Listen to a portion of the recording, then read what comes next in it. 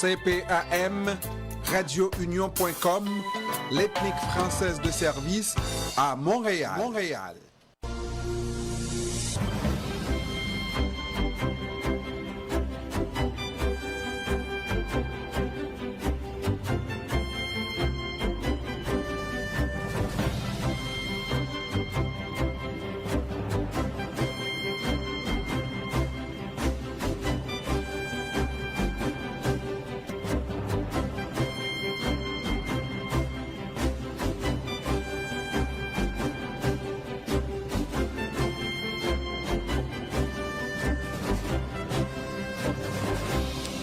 Nous attendons la professeure Louise Vandelac, directrice du collectif Recherche Éco-Santé sur les pesticides, les politiques et des alternatives de l'UQAM. On nous dit en effet, et ça nous amène à vouloir savoir quel est l'état des lieux.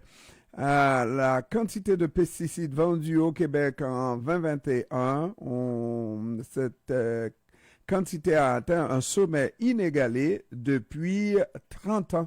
Cette hausse s'explique notamment par un rebond sur les ventes de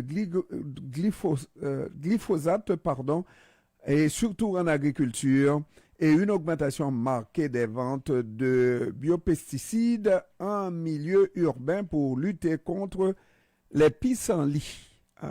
Imaginez, pour lutter contre les pissenlits. Alors, on va vouloir en savoir un petit peu plus si la professeure Louise Vandelac, directrice du collectif de recherche Éco-Santé sur les pesticides, est avec nous et elle est là. Bonjour, professeur. Comment ça va, professeur? Très bien, vous? Oui, ça va, même quand ça va mal. Pour moi, ça va, hein? Toujours. Mais franchement, je ne pensais pas qu'on parlerait de cette situation-là.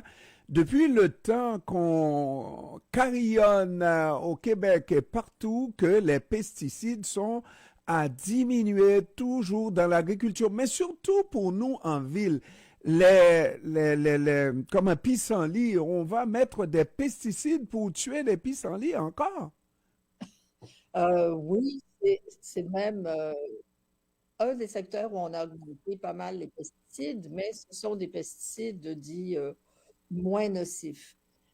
Ceci dit, ce qui est important de voir, c'est qu'en dépit de tous les discours pour réduire les pesticides, de 1990 à 2018, on a presque doublé les pesticides dans le monde. C'est passé de 2,3 à 4,1 millions de tonnes de pesticides.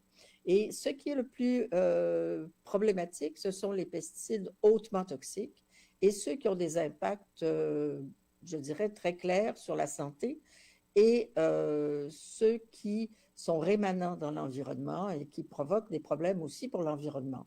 Donc, vous savez, ce n'est pas que le Québec qui a augmenté les pesticides depuis 1992, et il faut cibler certains types de pesticides qui sont plus problématiques que d'autres. Parmi ceux-là, il y a tous les pesticides associés à la maladie de Parkinson. Et là, il est important de voir que nous avons demandé au gouvernement fédéral d'avoir les données rétrospectives sur ces pesticides. On a obtenu des feuilles presque complètement caviardées, complètement noires. Ce qui est tout à fait anormal pour que les pouvoirs publics refusent des informations qui sont aussi directement liées à la santé. L'autre dossier qui nous préoccupe, c'est celui des herbicides à base de glyphosate, parce que, vous le savez, il n'y a personne qui utilise juste du glyphosate dans son champ ou dans son jardin. Ce sont des herbicides à base de glyphosate. Or, il faut comprendre que les autres composés, à part le glyphosate qui constitue à peu près 40% de ces herbicides-là, qu'on appelle aussi Roundup, c'est une des marques commerciales les plus connues, mais ce n'est pas la seule, sont jusqu'à 1000 fois plus toxiques que le principe déclaré actif par les firmes qui le produisent. Mais essayons de nous comprendre, parce qu'il me semble, à un moment donné, il y a eu une petite révolution au Québec et même des poursuites pour l'usage du Roundup, etc., surtout la maladie de Parkinson, etc. Il y a eu un mouvement de prise de conscience et je pensais que les agriculteurs qui sont, eux, les premiers concernés, n'est-ce pas, avaient pris conscience et essayaient le plus possible de repousser les pesticides. Ce n'est pas le cas, visiblement, parce que j'ai vu une défense du mouvement agricole, n'est-ce pas, qui dit oui, il y a de plus en plus d'usages et que c'est à peu près normal. C'est, pour paraphraser, c'est ce qu'on a dit. En fait, il faut bien voir que il y a un discours sur la réduction des pesticides et il y a des politiques publiques qui ne vont pas du tout dans ce sens-là, malheureusement. Parce qu'on encourage très, très peu les autres formes d'agriculture, c'est-à-dire l'agrobiologie, par exemple, des agricultures qui vont moins consommer de pesticides. Euh, Par ailleurs, les agriculteurs, oui, sont concernés, mais ce sont aussi ceux qui épandent les pesticides, hein, parce que bon nombre d'agriculteurs vont faire répandre les pesticides par des firmes spécialisées. Et ces gens-là sont encore plus à risque. Par ailleurs, la population est aussi à risque parce que dans les régions où il y a une population importante, on a regardé les données d'un organisme canadien qui s'appelle CAREX, et on peut constater que dans une région comme la Montérégie, c'est la population qui, au Canada, est la plus exposée au risque de certains pesticides, notamment les herbicides à base de glyphosate. Par conséquent, il y a une question de responsabilité publique ici. Je pense que quand ça fait 20 ans qu'on essaie de réduire les pesticides et qu'on n'y arrive pas, on ne peut pas mettre l'ensemble des problèmes sur le dos des agriculteurs. C'est vraiment des problèmes structurels. Puis parmi ces problèmes structurels, il y a une incroyable concentration des firmes agrochimiques dans le secteur des semences, des pesticides et des engrais. Et qui dit des firmes comme ça, c'est un lobby très puissant. Et quand on reçoit des rapports caviardés de cette nature-là, il y a une tolérance. Et qu'est-ce qu'on peut faire?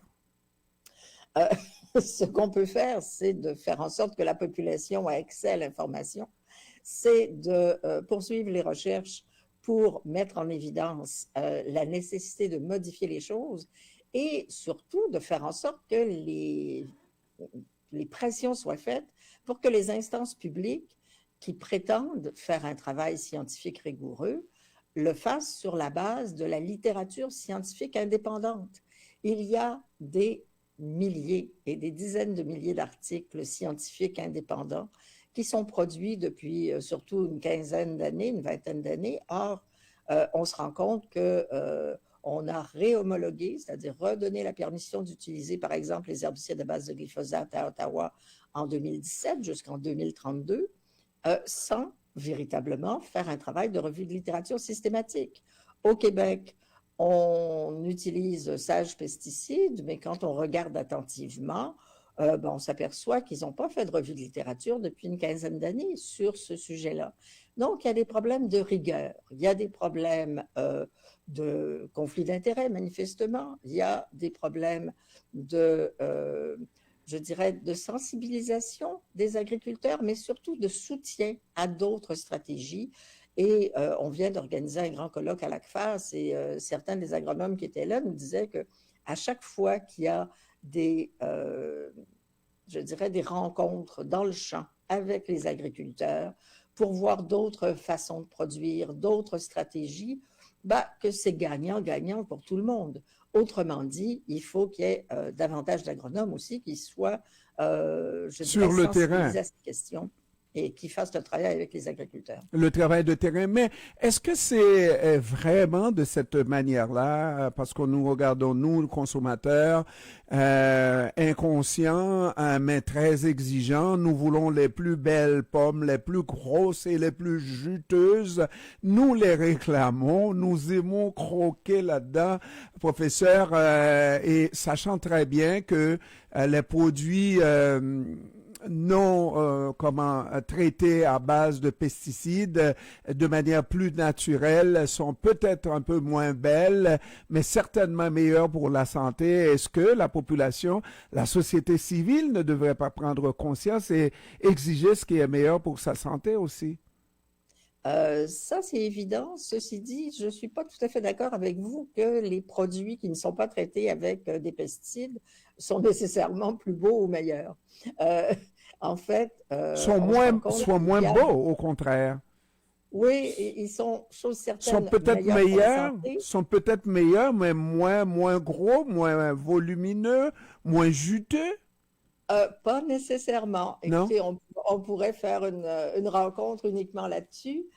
Souvent, ça a beaucoup plus de goût, au contraire, mais ça implique d'autres façons de produire, ça c'est clair.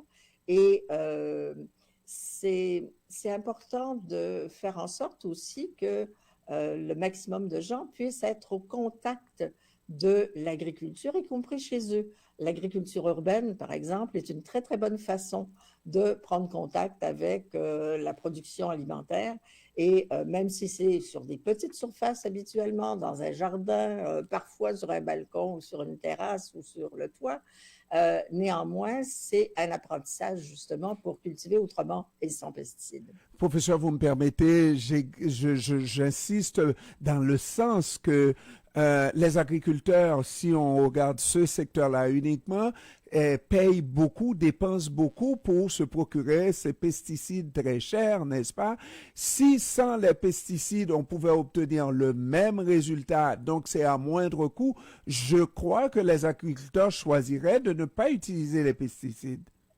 En fait, les pesticides actuellement servent souvent de, je dirais, d'assurance ou d'illusion de l'assurance pour éviter d'avoir une trop forte main-d'œuvre.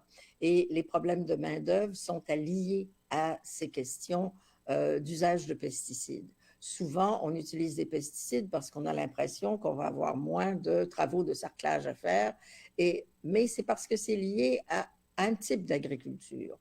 C'est souvent les grandes monocultures intensives. Donc, ça pose beaucoup de questions. On ne pourra pas tout résoudre cela ici maintenant, mais les questions que ça pose, c'est quels sont les systèmes alimentaires qui sont encouragés par les pouvoirs publics? Des grandes monocultures intensives ou si on revient à une période pas si lointaine où on cherchait à nourrir le Québec et à faire en sorte qu'il y ait une agriculture locale. Mais ça, c'est l'ensemble des politiques publiques. Il faut aider les petits agriculteurs et les agriculteurs qui s'installent pour qu'ils puissent le faire. Quelle agriculture pour quel peuple, n'est-ce pas? Voilà. Alors, merci, professeur Louise Vandelac, qui est directrice du collectif de recherche éco-santé sur les pesticides, les politiques et des alternatives de l'UQAM. Merci, professeur, d'avoir accepté de répondre à nos questions. Merci. Merci. Au Au revoir. revoir.